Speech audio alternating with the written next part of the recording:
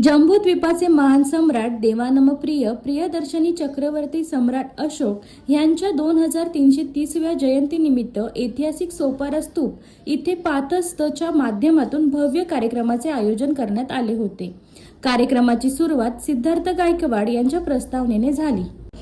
त्यांनी सम्राट अशोक यांची जयंती का साजरी केली जाते याचे महत्त्व स्पष्ट करत आजच्या काळात त्यांच्या विचाराची आवश्यकता अधोरेखित केली।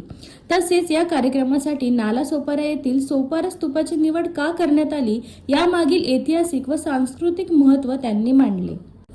यानंतर व्याख्याते डॉक्टर संघमित्रा जाधव यांनी सम्राट अशोक यांच्या जीवनातील परिवर्तन, त्यांच्या धम्मविजयाची संकल्पना आणि समाजहितासाठी केलेल्या कार्यावर सखोल प्रकाश टाकला।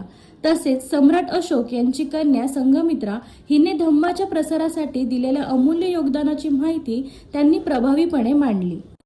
यानंतर माननीय भिक्खूंनी संघमित्रा यांनी धम्मदेसना देत उपस्थितांना बुद्धांच्या शिकवणीचे महत्त्व पटवून दिले।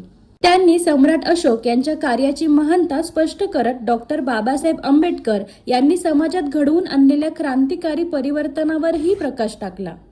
हे परिवर्तन टिकवून ठेवण्यासाठी आणि कार्य पुढे नेण्यासाठी सर्वांनी सजग, जागरूक व सक्रिय राहण्याचे आवाहन त्यांनी केले।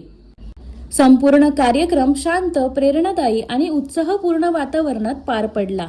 या कार्यक्रमास महाराष्ट्रातील विविध जिल्ह्यातून मोठ्या संख्येने बौद्ध बांधव उपस्थित राहिले आणि कार्यक्रम अत्यंत यशस्वी झाला।